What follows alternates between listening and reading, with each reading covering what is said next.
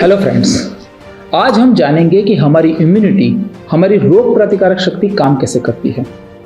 तकलीफ ये है कि मेडिकल साइंस से रिलेटेड जितने भी टॉपिक हैं वो बहुत ही कॉम्प्लिकेटेड होते हैं।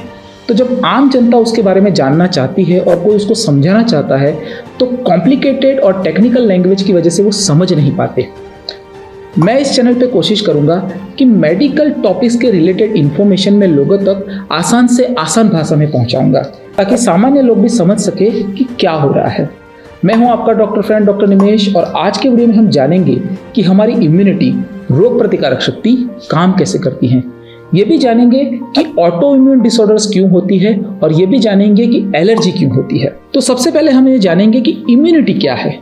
जब हमारे शरीर में कोई फॉरेन एजेंट आता है, बैक्टीरिया है, वायरस है, फंगस है, पैरासाइट है, जो कि हमारे शरीर को नुकसान कर सकता है, तो हमारे बॉडी उसको न्यूट्रलाइज कर देती है, मार देती है और उस एजेंट से, उस इन्फेक्शन से हमारे शरीर को बचा लेती है। तो हमारे शरीर की एक क्षमता को इम्यूनिटी मतलब रोग प्रतिकारक शक्ति कहते हैं। अब ये जानिए कि जैसे हार्ट हमारा लेफ्ट साइड के चेस्ट में है और ब्रेन यहाँ स्कल खोपड़ी में है, उस तरह से इम्यूनिटी का कोई एक ऑर्गन नहीं है, एक अवयव नहीं है। इम्यूनिटी के अवयव हमारे शरीर में फैले हुए होते हैं, अलग अलग जगह पे होते हैं, लेकिन एक दूसरे के साथ मिलके कोऑर्डिनेशन से काम करते हैं। जैसे गले में एक थाइमस ग्लैंड आती है, वो भी हमारी इम्यूनिटी सिस्टम का हिस्सा है। बोन मेरो, हड्डियों के बीच की खाली जगह, वो भी इम्यून सिस्टम का हिस्सा है। खून इम्यून सिस्टम का हिस्सा है। स्प्लीन करके एक अवयव होता है लेफ्ट साइड में, वो भी इम्यून सिस्टम का हिस्सा है। कॉम्प्लीमेंट सिस्टम, लिम्फेटिक सिस्टम, ये हमारे बॉडी की अलग अलग सिस्टम है। ये सब सिस्टम मिला के इम्यून सिस्टम बनती है। हमारे बॉडी की रोग प्रतिकारक शक्ति एक दूसरे से मिलके काम करती है। हमारी इम्यूनिटी दो हिस्सों में बटी हुई होती है, एक है इन्नेट इम्यूनिटी और एक है एक्वायर्ड यानी कि एडप्टिव इम्यूनिटी। ये दो अलग अलग तरह की इम्यूनिटी है।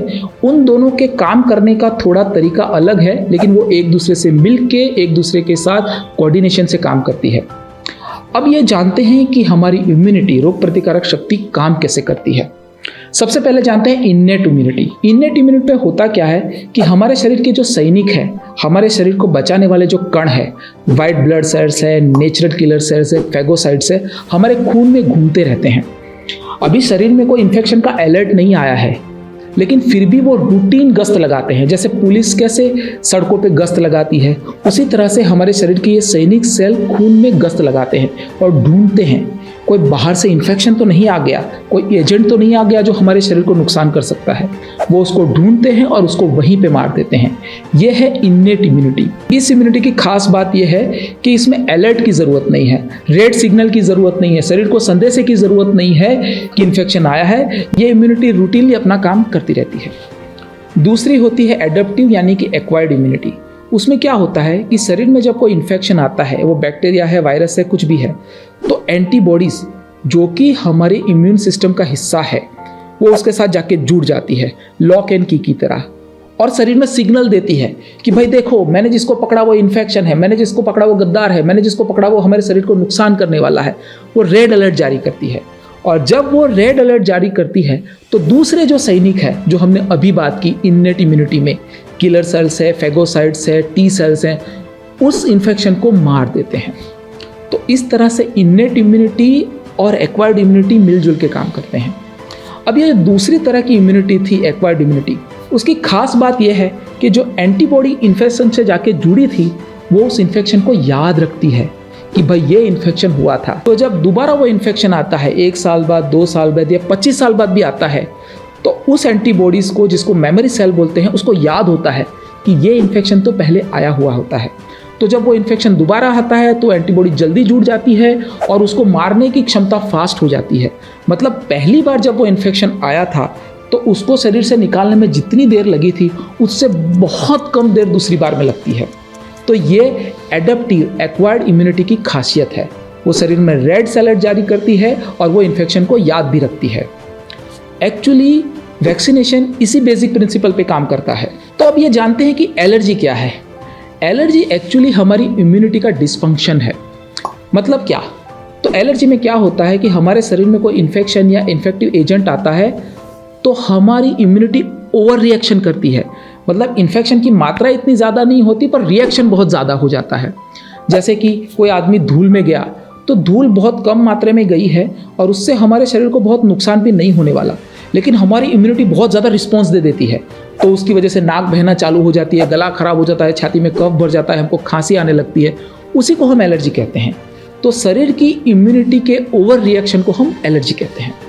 दूसरा, ऑटो इम्यून डिजीज़ क्या होती है? अभी हमने देखा कि एक्वायर्ड इम्यूनिटी में क्या होता है कि एंटीबॉडी इन्फेक्शन के साथ जुड़ जाती है और शरीर में रेड अलर्ट जारी करती है और उस इन्फेक्शन को याद भी रखती है। तो अगर ऐसा समझो कि ये एंटीबॉडी गलती से इन्फेक्शन की जगह हमारे ही शरीर के किसी सेल को इन्फेक्शन मान के उसके साथ जुड़ गई तो क्या होगा? वो शरीर में गलत तरह से ऐसे रेड सिग्नल पहुंचा देगी और हमारे दूसरे सैनिक सेल गलती से हमारे ही शरीर के सेल को मार देंगे। इसी को ऑटो इम्यून डिजीज बोलते हैं। मैं हूं आपका डॉक्टर फ्रेंड डॉक्टर निमेश। इसी के साथ ये वीडियो खत्म होता है। आशा रखता हूं कि मैंने सामान्य लैंग्वेज में इम्यूनिटी क्या होता है आपको समझा पाया हूं।